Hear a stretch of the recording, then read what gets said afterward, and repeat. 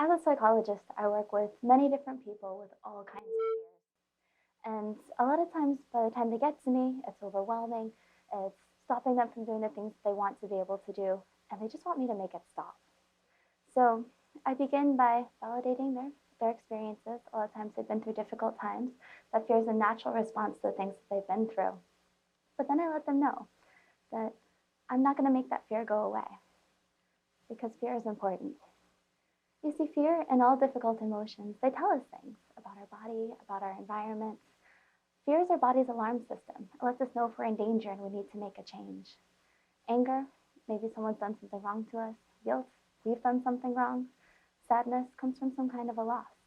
And so I let them know that what we're going to do is work to understand those emotions and use that information that we get in order to live a more fulfilling and more effective lives. So I said it was a natural response, and it's actually biological. You see, when our body's alarm system goes off when it senses danger, it activates our sympathetic nervous system, or a fight-flight response, and it releases adrenaline. And we've all experienced this at some point. It's the butterflies in your stomach, the racing heart, the sweaty palms, and that's what's going to motivate us either to fight our aggressor or flee and get to safety. And that energy is what we're going to use in order to get to our dreams. So now I want each of you to laugh like Santa Claus. All right, I'm glad some of you took me on. And that was an unusual request. And what I'm hoping is that each of you got a little funny feeling in the pit of your stomach, kind of like, you know what, this could be exciting, I'm gonna go with it, see what this crazy lady's gonna do with that. And some of you probably thought, whoa, I don't wanna be the only one to take her on, so I'm gonna wait and see what everyone else is doing. But in that moment, we had a choice, whether to go for it and get a new experience or to wait. And that choice is something that we're going to talk a bit more about as well. All right, so not only is fear natural, we also need a certain amount of it in order to perform at the level that we want to be at. So we need enough energy to motivate us to get things done, but not so much that it impairs us. I work with a lot of students, and a lot of times the week before finals, they come in, they're like, oh my gosh, I don't know what I'm going to do. And I share with them, if they weren't concerned at all, I would be more worried, right? So they need enough fear to motivate them to go through their notes, to take the practice test, prepare properly, and get to the exam on time in order to get the best grade possible. Not enough fear, and they're going to be sleeping on the job. They're not going to prepare properly and not get the results that they're hoping for. Too much fear, though, and they're going to not be able to take the information in, get to the exam, probably not be able to recall it, probably not sleep too well the night before. And so what's important is that we kind of find that balance. If we know that we tend to be the ones on the other side where we don't really worry about things, it might be setting up deadlines in order to motivate us to get things done. If we tend to be more of the worriers, it's going to be figuring out what it takes to bring us back into that balance, whether it's going to be deep breathing, going for a run, talking to someone, in order to keep us in this optimal level. And so I ride horses competitively, and I think that my horse really exemplifies this idea. And show days are big days. It's amazing what people do at horse shows. Kids come in with balloons, air horns, all kinds of things go on. But my job is to monitor my stress levels to make sure that I remember what I'm supposed to do and all the little bits and pieces that go into each movement. But I also have to be aware of my horse and what's going on for him. And because I know he's paying attention to everything going on around us. I know he sees every balloon and everything in the audience. So I have to watch for him to make sure that he's paying attention to me, but also that he's turned on. If we're able to get into that optimal zone, we get really big, bold, beautiful movements. And those are the days that we get the scores and that everyone's like, wow, that was an awesome ride. Because when we get into that optimal level, that kind of flow in that zone, then we get a stage presence and a confidence that comes with that. Not enough energy or not enough fear, and we're just another big brown horse. Too much fear, and we get a much more exciting ride than I had prepared for, and probably memorable, maybe in not such a good way. So that balance is going to be different for everyone and possibly different for the different situations as well. So kind of monitoring our stress levels is going to be important in order for us to really keep that energy and keep that confidence up in order to reach our dreams. So you can see, I think fear is not only natural, it's important. And so when I saw the title for this conference, I was a little taken aback, because getting rid of fear is not something I would ever sanction.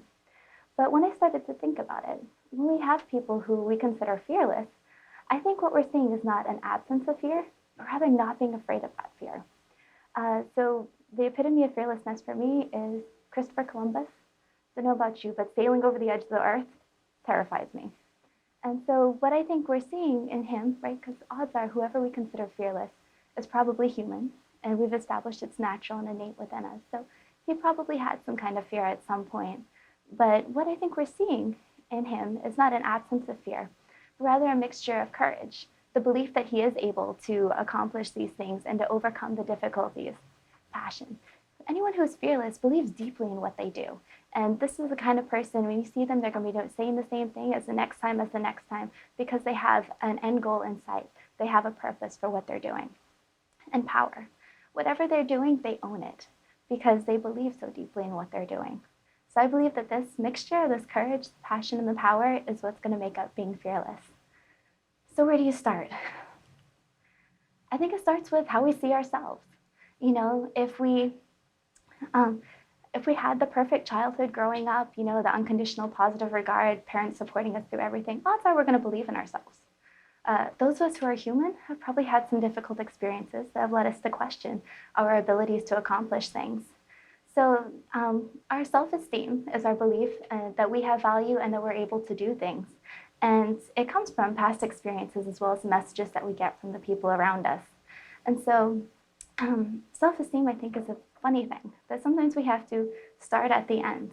And, you know, if we can have positive experiences and all the support, then great. But sometimes, you know, in order to get the self-esteem, but sometimes it takes starting at the end. It's kind of fake it till you make it idea. It's going to be, you know, take you on a difficult situation, a deep breath, roll your shoulders back and smile, and going in. If we're able to relax ourselves and approach the situation in a calm manner, we're going to be more likely to be effective.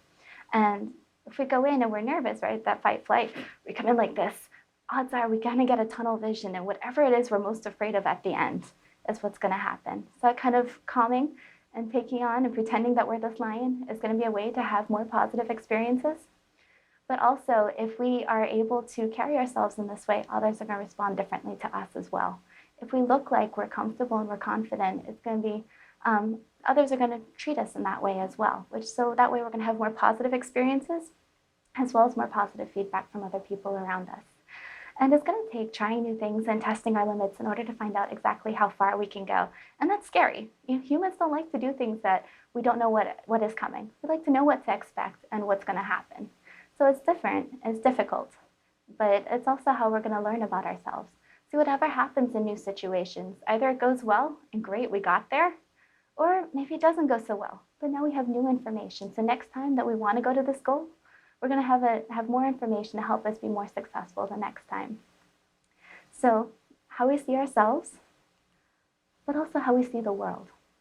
If how we see the world is going to be, you know, scary and dangerous and everyone is out to get us, that's going to be a really hard world to face.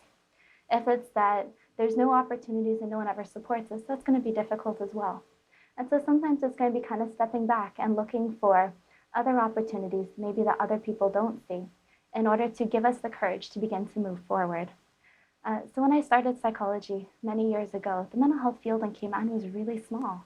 And so I went off to school to pursue psychology for some reason, not knowing if I'd have a job when I came back or what that would look like. But as I was overseas for longer, you know, I began to reflect on it that I actually had a lot of opportunities here because of the smaller mental health field that other people didn't have. And coming home with my knowledge and experience, I could help to build the field as I saw most helpful, as opposed to my friends who are overseas and having to take apart a system before they're able to build it back. So seeing Cayman in this way, you know, as a growing field with new opportunities, different than what I initially anticipated, but opportunities nonetheless, and that was something I was excited about. So it's beginning to think outside the box, see challenges as opportunities for growth and for learning, and seeing things in that way is a way to build the excitement and overcome some of the fear that initially comes with that resistance or that emotional block that we get in seeing the world in a difficult way. All right, so that's our courage, from how we see ourselves and how we see the world. This part is our passion, right? And that's going to be our driving force to get us through the difficult times and our guiding light, so our dreams, and will shape what our dreams are going to be like. Now, I was really fortunate early on. I discovered I love psychology. I love what I do every day of my life. I know I'm very fortunate for that. And anyone who's talked to me will probably know that I believe psychology is going to fix everything. Everyone needs to know about it. We need it in the schools, in the businesses, in government, everywhere, because it's going to fix all the problems that we see. And I've always been surrounded by psychologists, so everyone's always believed the same thing. And, so I came here. It was actually a few years ago at UCCI. I was on a panel. Got up, I was talking about, this great growth we've had in the mental health field. But, there's still room for growth, but that's okay. Psychology is going to fix everything. Sat down, very proud of myself. And then one of my friends got up and gave the same speech on veterinary sciences. She thinks veterinary sciences is going to fix the world and everyone needs to know about it and it's going to solve all those problems that we saw. And she gave the same speech with the same excitement and passion that I had. And at that moment, I realized that, each of us can find that passion for us. I actually had the same conversation with someone about accounting, believe it or not. That one really stood out for me. But that gives me faith that each of us can find something that we care deeply about. Because see, when we have that passion and that drive, it's going to help us to overcome the little challenges in between and give us that purpose, the greater goal for us and for the people around us. So that way, that hour-long presentation, that 3-hour exam, or that 100-page report is going to be a lot easier to take on because we have an end goal in mind. And that's going to help us to build up the courage to work through that. So finding your passion, and then here comes the power part. And this is a really interesting idea that I hadn't really thought about until preparing for this, about how to become fearless. And this power component, I think, is really important. See, I've always done what I'm supposed to do, what I should do. I was a smart girl, so I went to college, university, graduate school. I ride horses, so I'm on the national team. But I've always done everything because I thought it was what was expected of me. And so one day, a few years ago, I was going to a weekend seminar on organic chemistry. We had 2 weeks to read a book this big, and it didn't happen. So, I was going to class, my heart was racing. That tunnel vision I was talking about, I was like, I'm going to get to class, I'm not going to be able to answer the questions, I'm going to fail the exam, flunk out of the program, embarrass my family, have to go home. You know how it goes, right? It's like whatever's at the end of the tunnel is an absolute catastrophe. And in that moment, I realized I didn't have to go to class. I know some people realized this earlier than I did, but that was a revelation for me. Then I realized that, all these things I do because I thought it was what was expected of me, but actually I am able to make that decision. And each of us have that decision to be able to do or not to do, or decide how to do exactly what we want in each situation. I decided I could go home and do the reading and come back. I could go home and watch TV and not come back. I did go to class that day, for the record.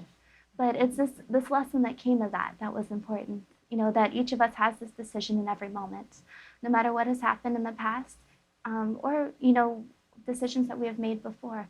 In any moment, we are able to decide exactly what we want to do. And that's where the power comes from. The power in the ownership. It's liberating, but it also increases our responsibility. And then anything I did, it was because I decided to do it. And for that reason, I wanted to make sure that I did it to the best of my ability. Realizing that each of us is unique. Each of us brings something to the table that no one else can offer. And so it's important that we do whatever we decide to the best of our abilities to make sure that we play our part in the grander scheme of things. Right. And so I shared some of the difficulties I saw with Cayman growing up. It was small, not a lot of opportunities, but to tackle that, I had to think outside the box, so it's different opportunities than before. Cayman is very small, and so some people think that that's going to stand in the way. Really, Cayman's already on the global level for a lot of things. And so, in this small community means that anything that we decide to do, we're going to see the impact of that a lot sooner than if we were in a much larger country. And that, I think, is exciting. As we begin to pursue our passions and we see things that can be better, it's easier to make change and it's easier to see a response to that as well. So we get feedback more quickly. So let us know if we're on the right path and this is the way things should be, or maybe we need to kind of rearrange things a little and take corrective action more quickly. Also, growing up in Cayman, it's a really small, close-knit community. Anyone who grew up here probably knows whatever you do, everyone finds out, right? Everyone knows, which is really frustrating growing up. But we also saw the importance of social support in building our courage and having people around that we can count on, that we can trust, to build our courage, to help us overcome difficult times, to help us overcome the difficulties associated with stress and fear. And what I thought was interesting is that studies have actually shown that students in Cayman report higher levels of social support than other people, which I think really points to something special in Cayman and the Caymanian community and the Caymanian people. And I think that we're only beginning to tap into the strengths that we have here at home. And I think it's really important that Cayman begins to acknowledge its strengths and play to them. And we just have to decide where we want to go at this time in order for us to begin movement. So it's going to take a few more studies to figure out exactly what's going on and how that works, but some food for thought. And so, challenge for you today is to seek out things that scare you, things that excite you, to take the daily challenges and use them to build our bank of courage, to approach each situation with a little fear, but also enthusiasm, hope, and trust that whatever happens, you're going to learn from it and grow from it. Find your passion, that thing that excites you, that's going to be your driving force and help you decide what your dream is at the end of your path. And whatever you decide to do it to the best of your abilities. So next time you get that fear, that little feeling in the pit of your stomach, I want you to grab hold. Take a deep breath and smile. And know that you're on the verge of something great. Then go for it. Thank you.